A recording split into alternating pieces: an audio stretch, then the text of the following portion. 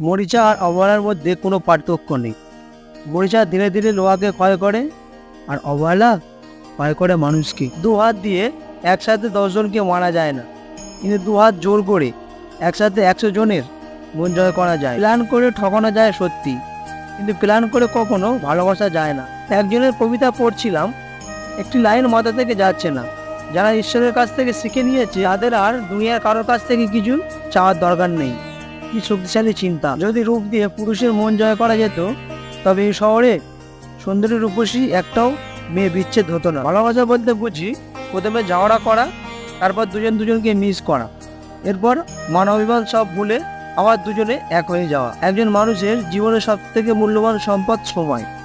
জীবনে সফল হওয়ার একটাই রাস্তা হলো তা সময়ের মূল্য বোঝা। যাই করেন না কেন, সময়ের সঠিক ব্যবহার না করলে কোনোদিন ইহকাল বা পরকালে কোথাও সফল হতে পারবেন না। দূর থেকে মানুষকে অনেক সুখী মনে হলেও কাছে না যাওয়া পর্যন্ত বোঝা যায় না সে কতটা সুখী। স্বামীরা প্রেমিক হতে অবশ্যই রাজি, তবে সেটা নিজের স্ত্রীর সাথে নয়।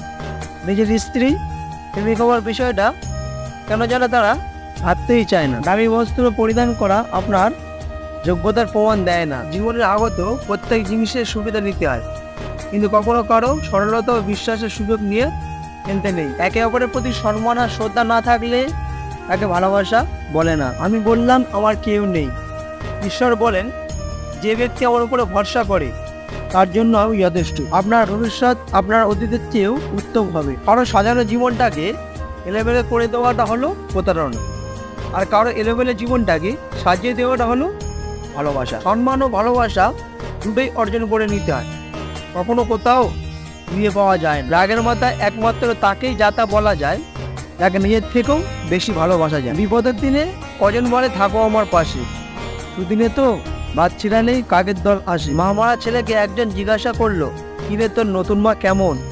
সে বলল, নতুন মা তো সব সময় সত্য কথা বলে, আর পুরাতন মা মিথ্যা বলতো। যেমন নতুন মা যদি বলে যে তুই আজ খাবার পাবি না, তাহলে ওই দিন আর খাবার দেয় না। কিন্তু পুরাতন মা যদি বলতো খাবার পাবি না, কিন্তু পরে এসে আমাকে নিজে হাতে জোর করে খাইয়ে দিত। হাত তারই ধরো যাকে সুখের দিনে তুমি ছাড়বে না, আর সে দুঃখের দিনে তোমাকে ছাড়বে না। সব কিছু নিয়ে খেলো, কিন্তু কখনো কারো জীবন, মন আর মান সম্মান নিয়ে কখনোই খেলো না। যা তুমি অন্যকে দেবে তাই তুমি আবার ফেরত পাবে, সেটা সম্মান হোক বা ধোকাই হোক। মেয়েদের সবচেয়ে বেশি আনন্দদায়ক কোন জিনিসে জানেন? যখন ঝগড়াতে স্বামীকে হারাতে পারে। স্বামীর পরাজিত মুখ স্ত্রীর কাছে যুদ্ধের জয়ের মতো। জোর করে কাউকে হাসতে বলো না, তার মুখে হাসি ফুটিয়ে তোলো। জোর করে কাউকে ভালোবাসতে বলো না, তার মধ্যে ভালোবাসা জাগিয়ে তোলো। ধন্যবাদ আপনাদেরকে আপনাদের মূল্যবান সময় নষ্ট করে ভিডিওটি দেখার জন্য। যদি ভিডিওটি ভালো লাগে থাকে তাহলে অবশ্যই লাইক শেয়ার সাবস্ক্রাইব করতে ভুলবেন না, কারণ এক একটি লাইক শেয়ার সাবস্ক্রাইব আমাকে পরবর্তী ভিডিও বানাতে উৎসাহিত যোগায়। ভালো থাকবেন, সুস্থ থাকবেন, ঈশ্বর আপনাদের মঙ্গল করুন।